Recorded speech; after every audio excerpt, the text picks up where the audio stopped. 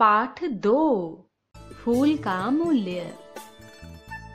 प्रस्तुत पाठ महाकवि रविंद्रनाथ टैगोर द्वारा लिखित एक प्रेरक घटना है। पाठ में बताया गया है कि श्रद्धा व आस्था के सामने भौतिक वस्तुओं का कोई मूल्य नहीं है।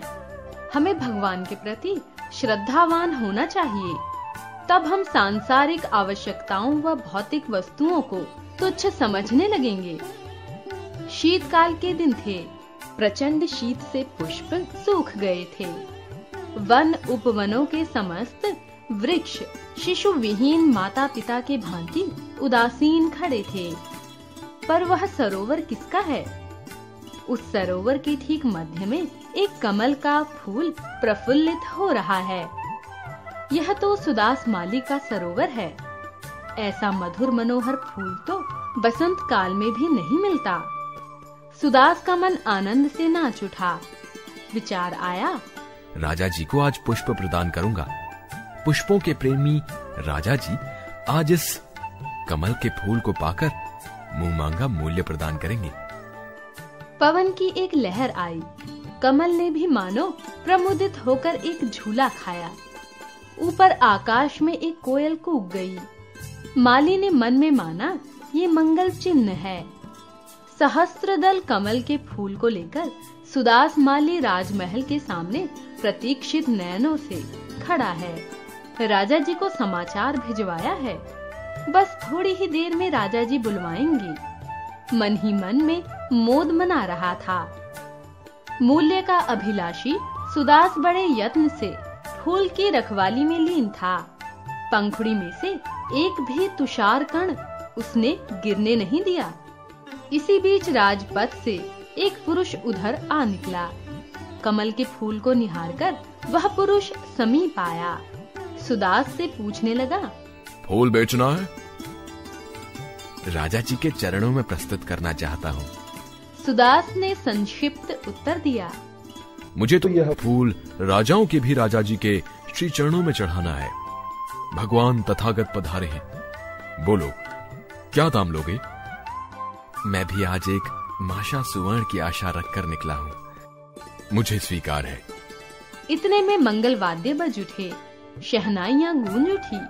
कुमकुम और चंदन का थाल सजाए गीत गाता हुआ रमणियों का वृंद उधर ही चला आ रहा था। राजा प्रसेनजित नंगे पांव चलते हुए भगवान बुद्ध देव के दर्शन के लिए निकले थे।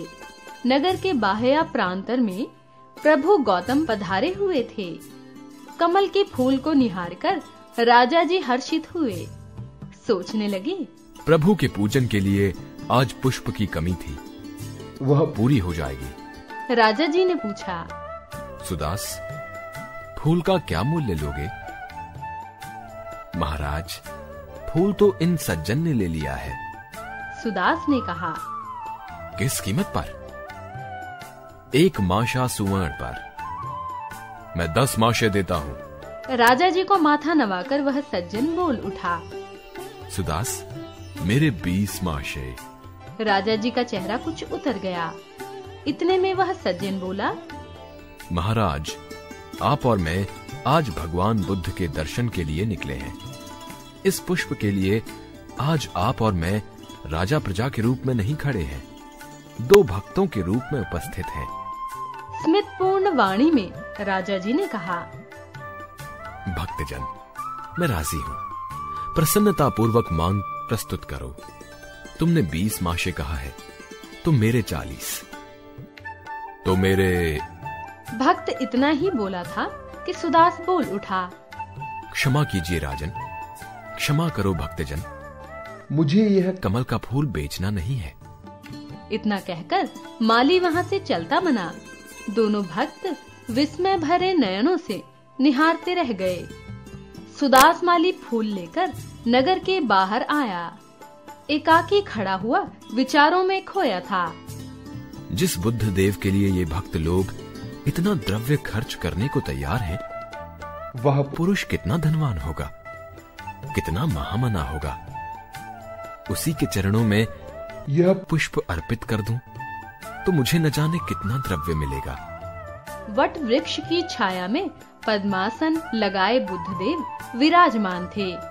उज्जवल ललाट, मुख पर आनंद की प्रभा, ओंठों से सुधा झर रही थी और नयनों से अमृत टपक रहा था। मेघों की सी धीर गंभीर ध्वनि उस तपस्वी के मुख से निकल रही थी। सुदास स्तब्ध होकर खड़ा रहा। उसके मुख से एक शब्द भी नहीं निकला।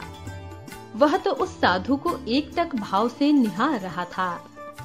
भूमि पर झुककर सुदास ने इस परम तपस्वी के चरणों के आगे कमल फूल चढ़ा दिया। वट वृक्ष के सघन कुंज में पंछी बोल उठे। पवन की सी लहर आई।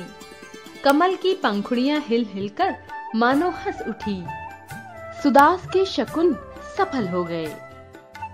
स्मित भरे मधु स्वर में बुद्धदेव ने प्रश्न किया, हे वत्स, कुछ कहना है?